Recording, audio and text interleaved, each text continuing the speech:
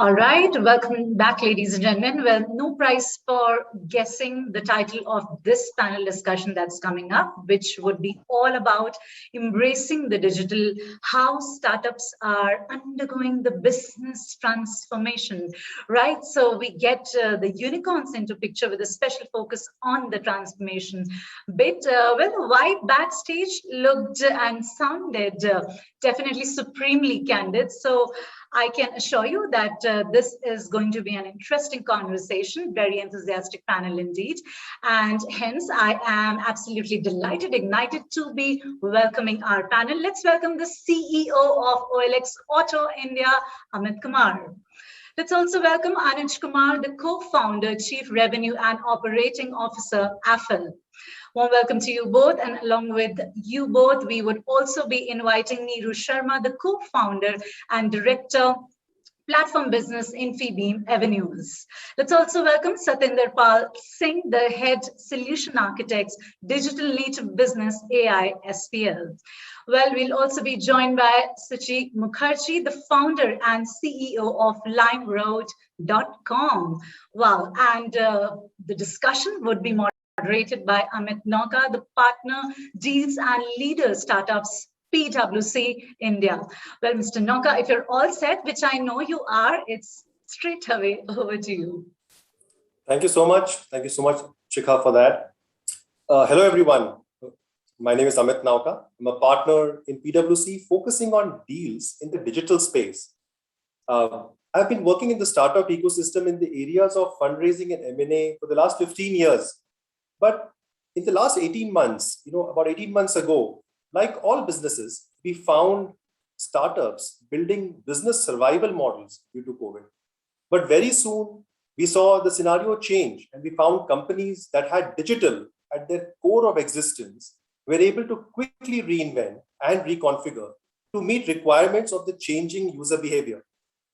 We have a super panel who have built very successful businesses with digital at their core. And I'm looking forward to this discussion and hearing from them how it's done and what to expect in the future. I would like to invite all our panelists to explain how they have gone about embracing digital in their respective businesses.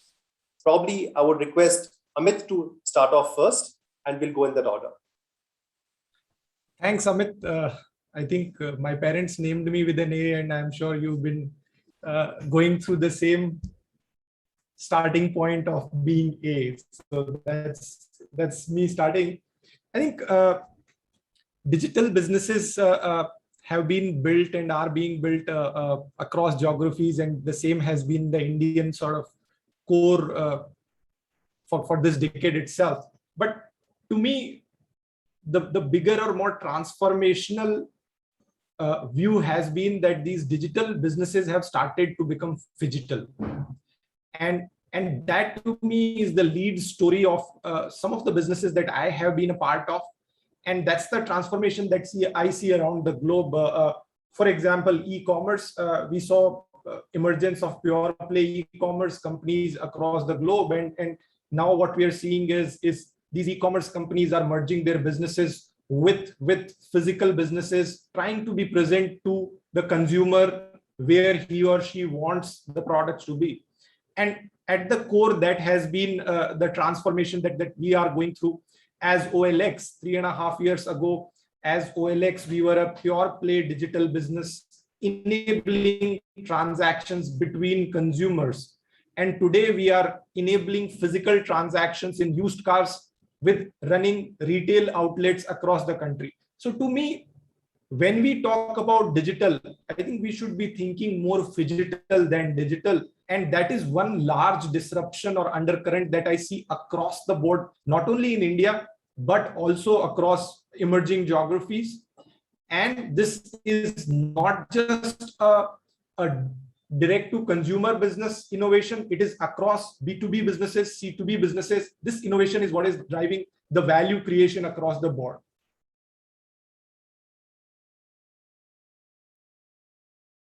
Yeah. Thank you, Amit. Anuj, over to you. Thanks, Amit. I think I'm Anuj Kumar. I'm the co-founder for Appfil and the Chief Revenue Officer for the company. I think as a company, we are a digital native company. We started the company 15 years ago, focused on mobile and digital technologies. So clearly, our transformation happened much earlier than the industry has transformed. And I think I'll take a perspective which is interesting, because when we started out the company, we started out a company which is focused on mobile advertising in an era where 3G and smartphones were not there. And we were trying to build business models around in-app advertising, which at that time it was very difficult to explain to even people within the industry, or leave alone family and friends, around what we did. And I think if I look at what has happened, transpired over the last few years, I think I would say that embracing digital native behavior is something which I'm seeing most closely with the customer set we work with. As a company, we have always been digitally first. But I think our customer sets, given that our primary business is to do with mobile advertising, what we have seen is that the entire consumer journey for shopping has become very, very digitally skewed. So lots of people, obviously in a growing number, are buying online, and there are others who are researching online and buying offline. And I think the big delta change which we have seen in the industry happen for marketing is that today any company which is a digital company or even a physical company needs to advertise on digital, because that is the only way they can connect effectively with their consumers, because most of us as consumers spend all our days on our devices. So the change which is now happening is that, given that this device has become so central to our existence, where companies like ours, where we come in, is that we are being able to map that when a product is advertised, who is actually engaging with the product, who's buying, and based on that data, make marketing a lot more data led. So marketing, which earlier was a lot more art, and there have been things where people say that 50% of my marketing budget is goes waste, I don't know which one. And I think with the digital native behavior of consumers, I think what I'm seeing is that the enterprises themselves are navigating that trend. And I see it happening in our business itself, where as a mobile advertising company, we don't focus on selling impressions or clicks, as that is the way most advertising has been sold. But we are talking to advertisers that we are a platform which will help you drive conversions, and let our data science solve your business problem. Because if we solve your business problem, marketing, instead of being a cost center, becomes a revenue driver. And I think that is a big change which we are seeing around us in the industry. And it's not just a change which is happening to our customers who are digitally first or app first companies. It's also happening through companies which have traditionally sold through physical channels, and they are looking at how they can use digital to map the effectiveness of advertising. And some of those users are buying it on an Amazon or a Flipkart. And then there are many others who are going offline and buying it, and their entire journey mapping is where we see the role of data, and how marketing as a function is evolving across enterprises, being more data and digitally native. Right. I think with the, during the COVID time, when more and more people came, like into the digital space and want to do transactions, I think some of these tools, and we'll speak about these aspects a bit more, Anuj. If I can just invite Neeru. Sure. So Amit, I mean, to start with, technology does carry an exponential advantage, and that is of low marginal costs, near infinite scalability. Now, over the last decade, if we see, India has witnessed a wide transformation in the way digital technologies are being used to disrupt both business operations and also influence consumer behavior. Both B2C and B2B customers, if you see, across both private and public sectors. Now we have clients across these sectors, and we have seen that they are getting introduced to this digital way of transacting, and owing to the pace, scale, and innovation that is also coming in the sector, this shift has been very widely accepted. It has almost become the need today. Now, if we look at Infibeam, we have made a mark in the technology space by catering to this need with very specific solutions in e-commerce, in payments, in infrastructure. Now, today, what we are offering is an all-in-one integrated portfolio that is catering to customer needs around the digital arena. And if you look at our business model, it is a very asset-light business model, a very highly scalable infrastructure because most of it is based in the cloud. And then there is a transaction-based profitable revenue model also. Now, this helps us big time to significantly enhance the business and shareholder value.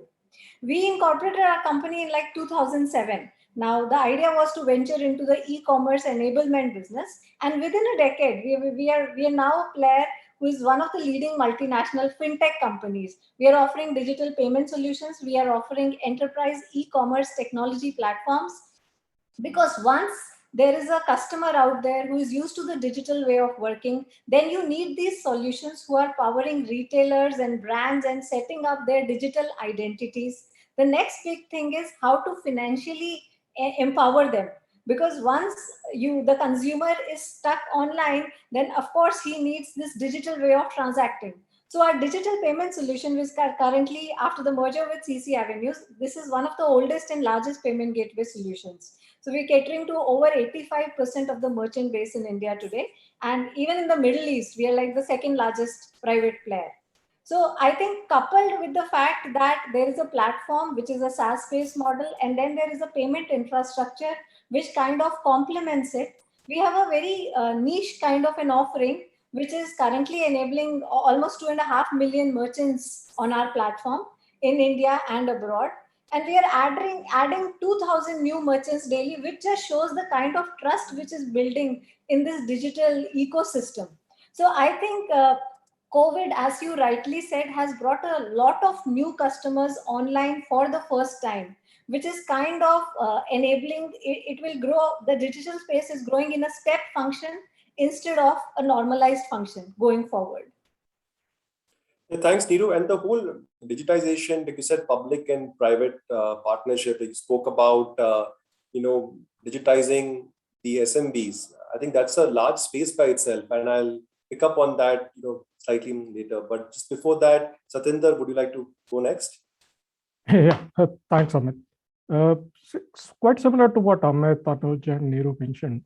What we are also seeing is India is in a perfect storm of digitization where businesses of all sizes now are realizing the value of technology.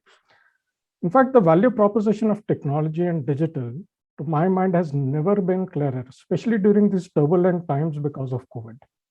And as we talk to customers, especially Indian businesses, there is a realization that the businesses that were thinking deeply about technology are coming out of crisis much stronger.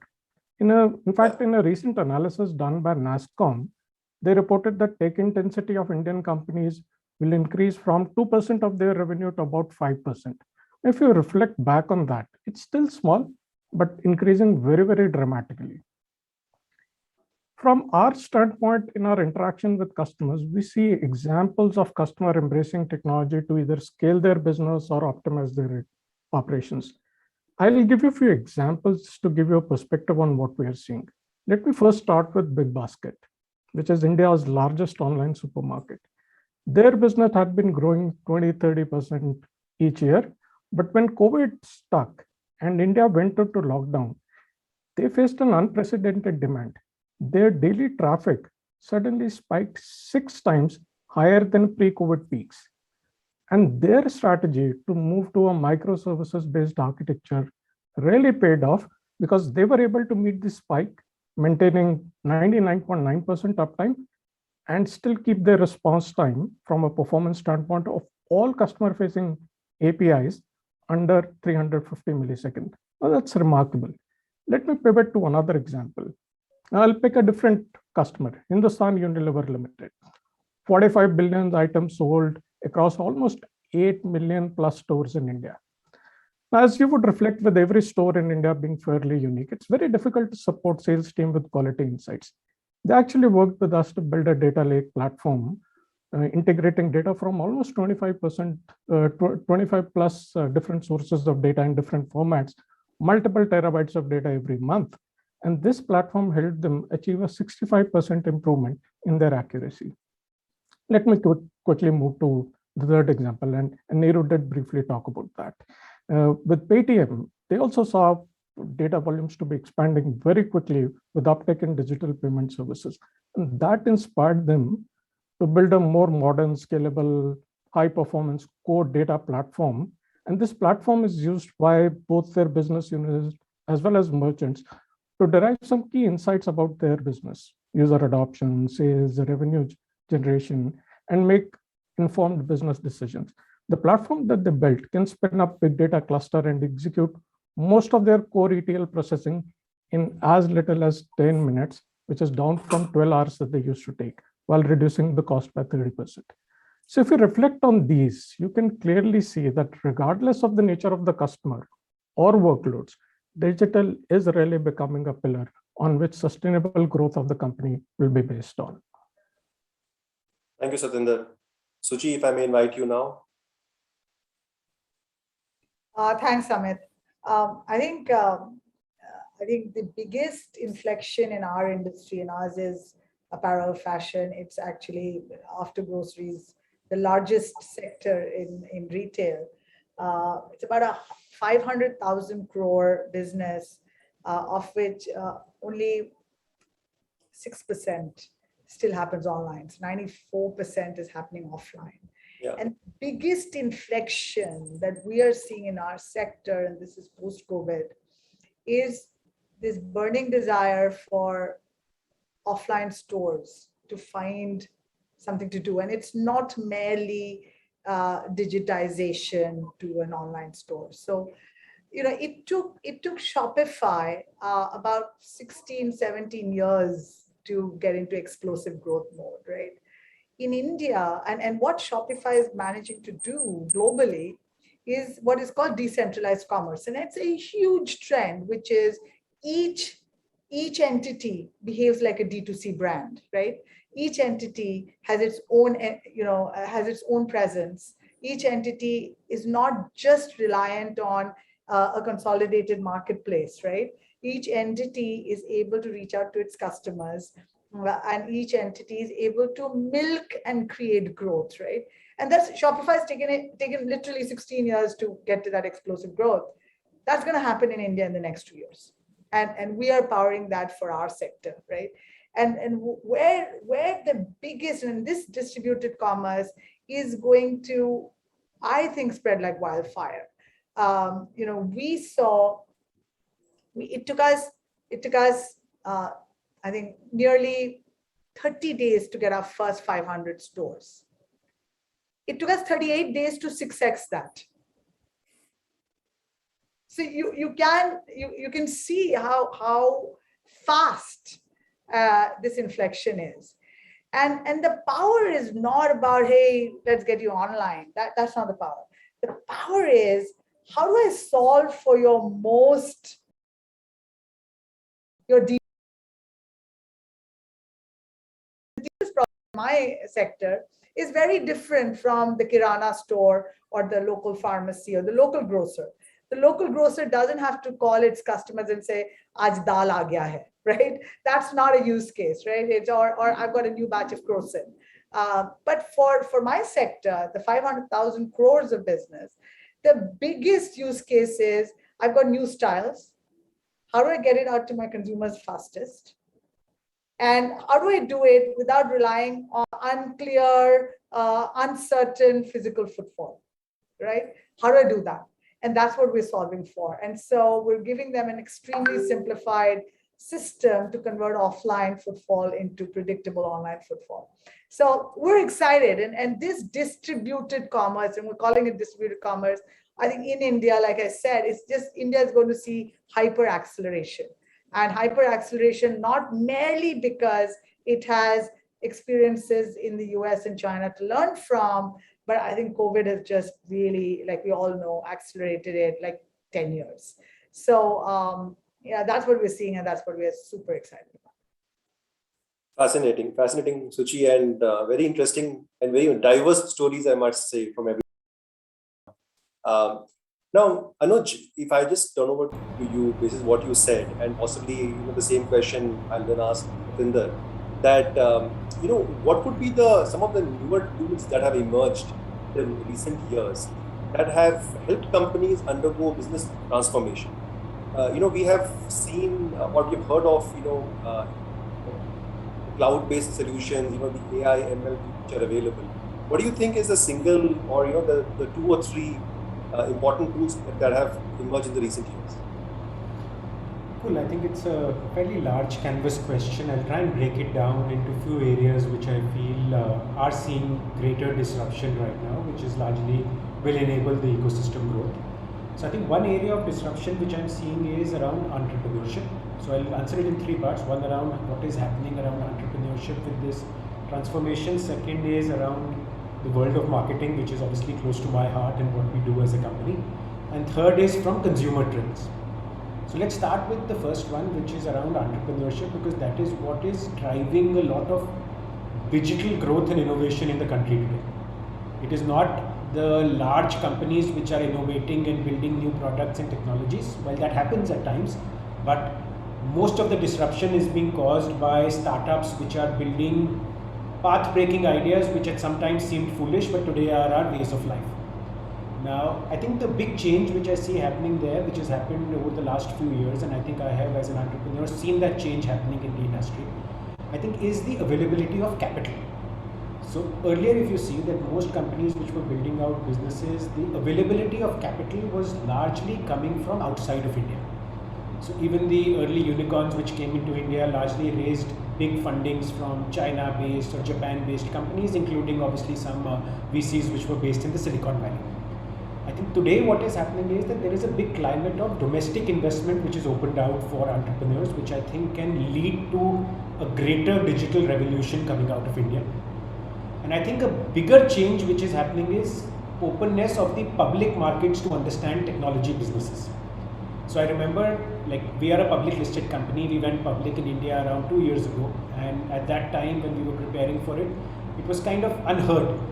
Technology companies in India did not find a space to go in, and there were like a handful of companies which you could count on your fingertips which had done that successfully.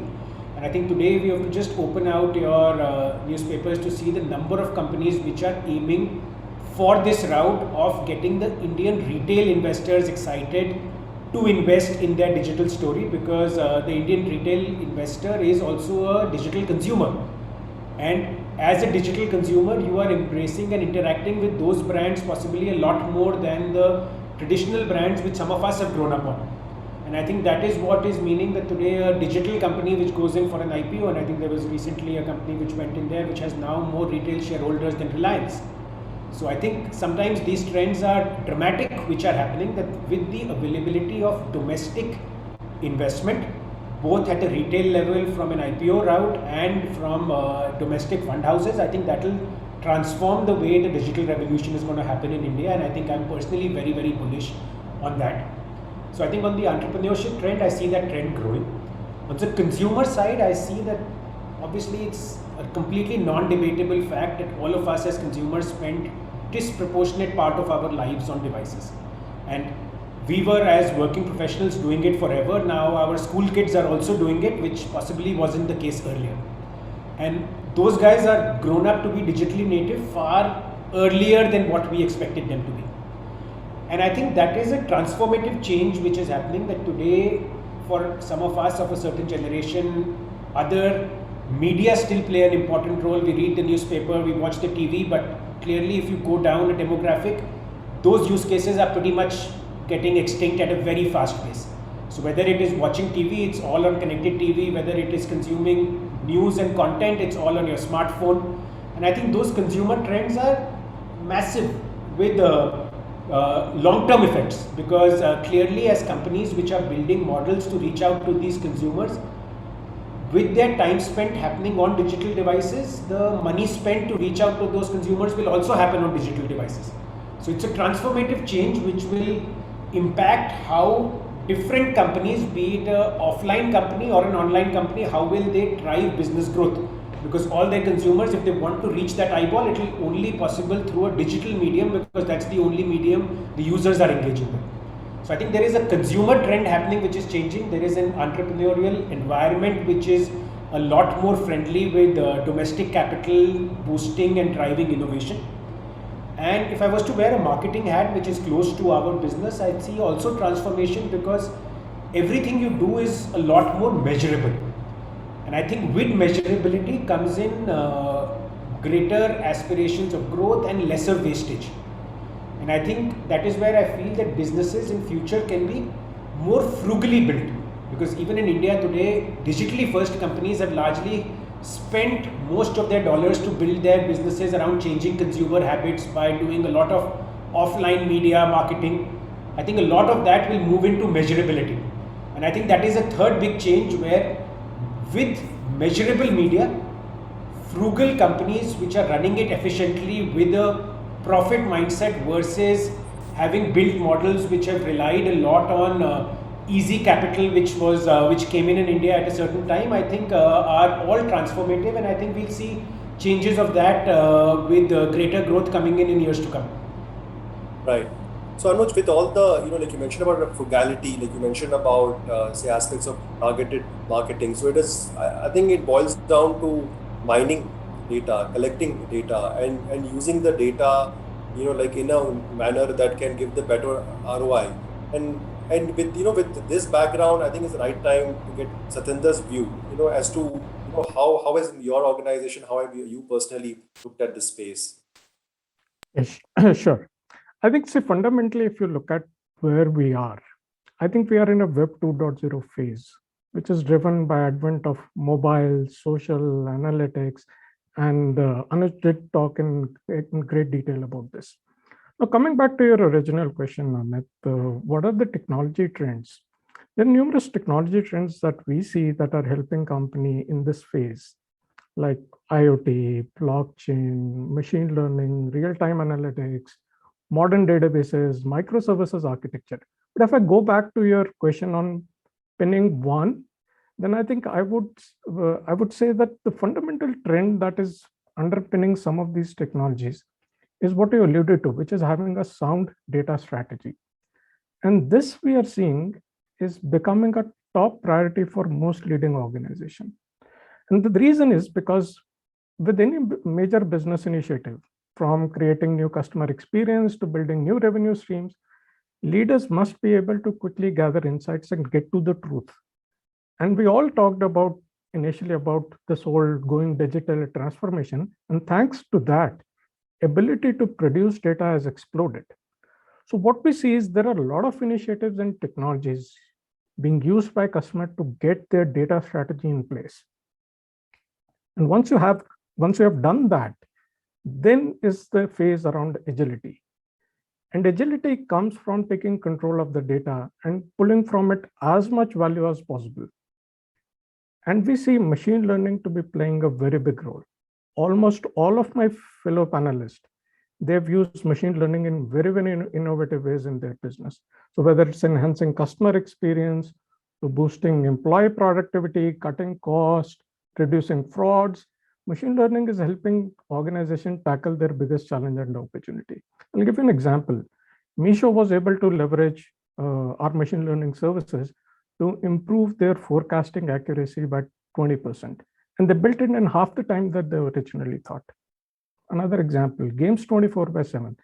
In fact, they've taken it to the next level and they've started transitioning to what they call as a model-driven rather than a data-driven enterprise. And their machine learning models guide core business logic across the operation. So they're using machine learning to customize game playing experience based on user choices, interest, and even using machine learning to drive fraud detection to prevent any player collusion. I think in fullness of time, virtually every application will be infused by machine learning and AI. A very recent example that I came across was, and a pretty interesting one, was the startup who's created a solution to detect malware in documents, detect phishing websites, and prevent ransomware attacks using computer vision. And that was like unthinkable a few years back. The initial results show a pretty encouraging accuracy, more than 93%, which I think is pretty interesting. Now, if I just talk about, we started with Web 2.0, and while that wave is still bearing fruit, if we future gaze a bit, we are also seeing first shoots of growth emerging from probably the next large paradigm shift in internet applications. This is often called as Web 3.0. Now, Web 3.0 is going to take these technologies to the next level and will be largely built on three layers of technology innovation: edge computing, decentralized data networks, and artificial intelligence. And I think players who have got their Web 2.0 strategy right will probably be in a better position to exploit this paradigm shift of Web 3.0. Right, right. Data mining, data protection, analyzing. I think this is a chapter by itself, but thanks for that overview, Satinder. Amit, if I can just turn over to you. You mentioned in your introduction what OLX does, and we know OLX. You have gone about disrupting or reinventing, how an traditional business was run, and also you, Neeru, when we had a chat earlier, you mentioned about the platform that you have built, like in the government sourcing space. If I can turn over to you guys to explain how have you gone about, say, reinventing a traditional business model in your respective areas? Neeru, you want to go first? Sure. So, Amit, as I was mentioning earlier, see the platform play that the solutions that we are offering, they have a wide usage. Now, there are very standard formulas like somebody wanting to set up their own e-commerce store. Then there are other hybrid models where there's a combination of offline and online, and then everything is integrated well into the platform, into their ERP systems, and that is kind of a end-to-end solution that there are certain platforms and certain brands who are kind of evolving in that. Now, GEM, which I talked about earlier, Government e-Marketplace, so we are a part of the consortium who is managing this. This is, I would say, a sort of the biggest disruption that has happened in the public sector, because it's a massive change in the legacy procurement processes, and there was a much needed visibility in procurement that the government was aiming to get complete transparency and efficiency in the system. What GEM has done is it has pretty much brought the government to the people. So earlier, nobody knew how to get a single order out of the government. And when I say government, I mean the central government, the state government, the CPSUs, everybody combined. They are like buyers on the government e-marketplace model. There are three pillars pretty much of the government. One is that you have to have inclusivity. Every small marginal seller, every small enterprise, anybody, a small artisan should be able to sell its products to the government. Somewhere their cost of doing business with the government has to go down. And this is all through a very proven identity validation mechanism that is in place. Second is there is complete usability and transparency on who the order is awarded to, what were the different criteria of ordering. The third thing is there is efficiency and cost savings because it's a completely contactless, paperless, and a cashless platform. So everything is digitized. This is a big disruption from the way government procurement was happening earlier. It is a kind of a shining example of minimum government and maximum governance. All the policies which are a part of the financial rules of procurement in the government sector are digitally enabled in the platform itself. It is addressing all these different challenges of one, there was limitations and you did not know how to access. There was a time consuming process and a lot of sellers didn't even know how to start and where to start, how to sell to a particular government, how do they know which orders are coming. So everything is now pretty much through the same platform, through dashboards, through SMS triggers, through email triggers. Everything is well built in the platform itself. In the last 5 years, since this government e-marketplace platform was launched, it has seen some 25 lakh sellers who are onboarded on this platform. This is much bigger than can happen in any e-commerce play.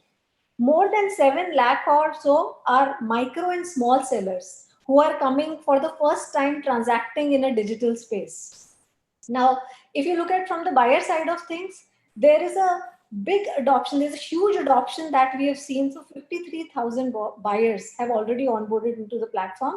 And the government right from the top is pushing that all these buyers should actually procure everything from which is available on the platform through the same platform. So this is unlike a simple direct purchase e-commerce store because all the different modes of procurement are also enabled in the same. Now, if you look at the technology usage, it started off by replicating what is there in the offline space and digitizing it to get all the core pillars that GEM aspired to. But now it is gearing up for its fifth iteration, after having 4 technology iterations of evolving and building onto the platform, using data-driven tools, getting all the fraud analytics in place. So the next one, which is now evolving, it is going to use artificial intelligence, machine learning, blockchain to have end-to-end traceability as soon as the government places an order. So Right. I think it is kind of a shining example of what digital disruption could do in a space like a public sector, which was very paper driven, no transparency. And since it is a government initiative, inclusiveness plays a big role. So Right. all these sellers who are now getting onboarded onto the platform through the different online lending opportunities, government is also planning to financially empower them through bill discounting, through providing all the different sorts of loans, so that these sellers also have enough working capital to fulfill the orders and the entire machinery runs. So I Right. think it is the biggest transformation in the public sector that we have seen, in addition to all the different other mechanisms that we have and different implementations that we have done in the private space. Right. Right. Interesting developments in the B2G space. And like they say, every business will be a fintech after all. Amit, you would like to share your thoughts? Yeah, I think that the core of our business is digitizing information which is non-standard in physical product. So at the core of making a used car transaction via a platform like us is that used car which has been a product or an entity which is non-standard. Every car, every part and every panel of it is different from a different car. So it's a unique SKU in itself. The core of the success of used car digitization has been that we created a digital image of that car, which is able to standardize it over 250 parameters, which is understandable by us, by consumer, and by the fraternity of our partners which wants to buy it. And that is what is driving this digital transformation in the used car space also. The physical dealerships which used to have cars parked in front of their stores are now digitizing their car information, putting it on OLX and selling it to audience across the board. Also, I think at some level, there is a lot of data which is being created and is being used to end-to-end make this value chain more successful, because eventually what you're doing is you are picking up a used car, creating a digital image of it, then you are making it available to as many buyers as possible across the country and making that buyer decision possible. Yeah. And of course, there is an element of fintech here where, if our partner wants to buy more but doesn't have working capital, basis the credit and the transaction history, we are making that available to the partner. So I think at the very core, it is about that 80% of Indian used car business is unorganized, non-standard, and the customer experience hasn't been great. You really don't know what kind of a car you are selling, to who, and with what certainty and what price. And we are taking all this pain away with a standard e-commerce-ish experience with our operational and digital capabilities. Right. Thanks for that. And turning over to Suchi, so you did mention about the category which you focus on apparel, and which is growing quite rapidly. And you also did speak about how to get the offline players into the digital world.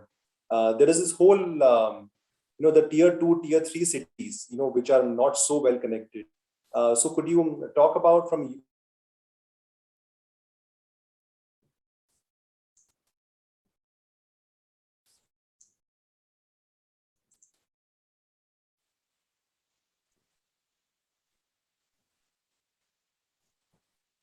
Hello, Amit.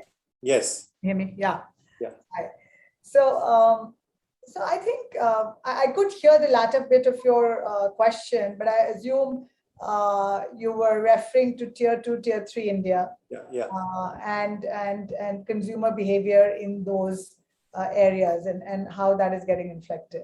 I think the reality is that the heart of our audience has always been this woman that we call Gayatri, who has a non-metro mindset. She might be in the metro, but she always has a non-metro mindset. And by non-metro mindset, I mean, it's not the South Bombay girl who grew up in Bombay, but it's the girl from Vashi who came to Mumbai, right?